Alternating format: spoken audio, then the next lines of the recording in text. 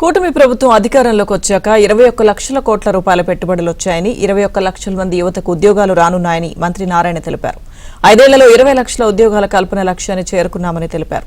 జగన్ గురించి ఆలోచించడం ప్రజలు మానేశారని, రాష్ట్రానికి పరిశ్రమలు, ఉద్యోగాలే యువత కోరుకుంటుందంటున్న మంత్రి నారాయణతో మా ప్రతినిధి మహేష్ ఫేస్ టు ఫేస్. ఏపీకి పెట్టుబడుల వర్షం కురుస్తుంది. మొత్తం మీద విదేశాల నుంచి వస్తున్న పెట్టుబడులతోటి ఏపీ ప్రజలందరూ కూడా ఆనందం వ్యక్తం చేస్తున్నారు. యువతలో కొత్త ఆశలు చిగురిస్తున్నాయి.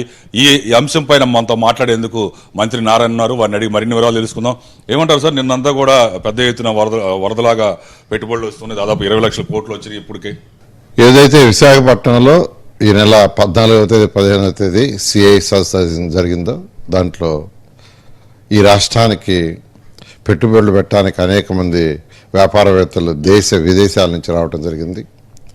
మన దేశంలో అనేక రాష్ట్రాల నుంచి వచ్చారు. అనేక విదేశాల నుంచి యాక్చువల్గా 100 పైగా దేశాల నుంచి యాక్చువల్ రావడం జరిగింది. దీని అంతటి కారణం ఏంటంటే గత వైసీపీ ప్రభుత్వం చేసిన అవకతవకలు, ఆర్థిక వ్యవస్థ చిన్న భిన్నమై గత 5 సంవత్సరాల్లో ఈ రాష్ట్రంలో ఎవరు పెట్టుబడులు పెట్టలేదు. ఫస్ట్ లా అండ్ ఆర్డర్ వసతులు ఇస్తున్నారు, తర్వాత ప్రభుత్వం ఏ సబ్సిడీ ఇస్తుంది. అంతేకాకుండా వీటికి తగ్గట్టుగా ముఖ్యమంత్రి గారు పాలసీలు చేశారు. ఇండస్ట్రీస్ పాలసీలని అనేక పాలసీలు చేసి పెట్టుబడి పెట్టేవాడికి సులభతరంగా చేయటం, అదే మెయిన్ అట్రాక్షన్. 13 లక్షల కోట్ల పైగా యాక్చువల్గా పెట్టుబడులు వచ్చినాయి. మేము కూడా ఊహించలేదు.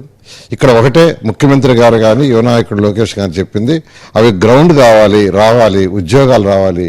ఈరోజు ఈ 13 లక్షల కోట్ల రూపాయల పెట్టుబడులు వస్తే 13 లక్షల మందికి ఉద్యోగాలు వస్తాయి. చివరిగా గత జగన్ ప్రభుత్వ హయాంలో ఒక పరిశ్రమ రాలేదు, ఒక ఉద్యోగం రాలేదు. ఆ ప్రభావం ఎలా ఉంది ప్రస్తుతం? ఆ ప్రభావం చాలా ఉందండి. యాక్చువల్గా ఎక్కడ పోయినైందంటే ఒకటే, గత ప్రభుత్వం అరాచకం చేసింది, ఉన్నోళ్ళు వెళ్ళిపోయారు, అందులో మేము రాలేదు అని ఎక్కడ బట్టి ఏ పారిశ్రామికవేత్త మాట్లాడిన అదే చెప్తున్నారు. అయితే ప్రతి ఒక్కరికి నమ్మకం ఉంది. ఇప్పుడు ఎన్డీఏ కూటమిలో ఉన్నాం, ఖచ్చితంగా ఇదే ప్రభుత్వం కంటిన్యూ అవుతుంది అనేది ప్రతి ఒక్కరికి నమ్మకం వచ్చింది. ఆ నమ్మకంతో నేను పెట్టుబడులు వచ్చినాయి.